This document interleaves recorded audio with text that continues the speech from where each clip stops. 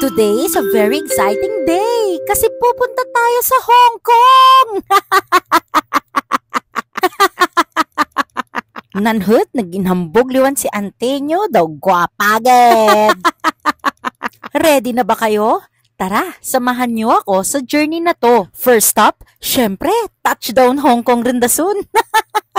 Touchdown Hong Kong. Ang linis at ang laki ng airport dito. After immigration, ay kumuha muna kami ng octopus card para mas convenient yung transport natin dito sa city. Mataas ang expectation ko, honestly. Pero so far, pagdating namin ng airport ay grabe, napaka-efficient, napaka-convenient and accessible ng transportation nila from Hong Kong Airport going to the city.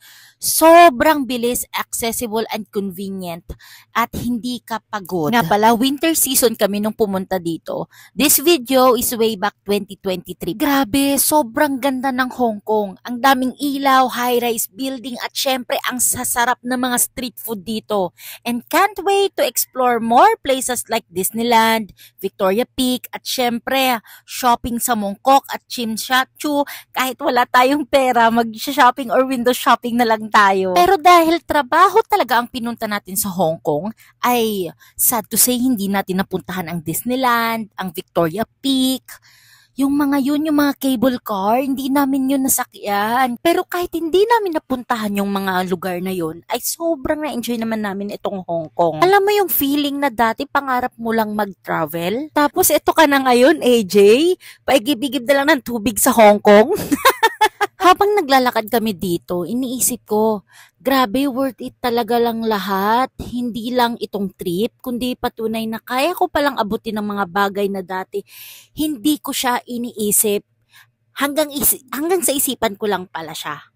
Pero at the end of the day, masaya pala talaga mag-travel, lalo na kapag sarili mong sipag at tiyaga ang nagdala sa'yo dito. Kapal ng muka, pakabal-kabal lamang rin ka itsura. Grabe, worth it talaga ang lahat.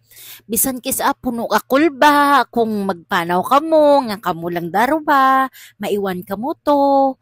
Amo blara, ginabinsar mo nga may fear ka man gihapon, pero manan mo nga kaya mo, manan mo nga mag-enjoy ka, kag manan mo nga posible tanan as long as manan mo ang imo nga ikasarang kung asa sa tiin.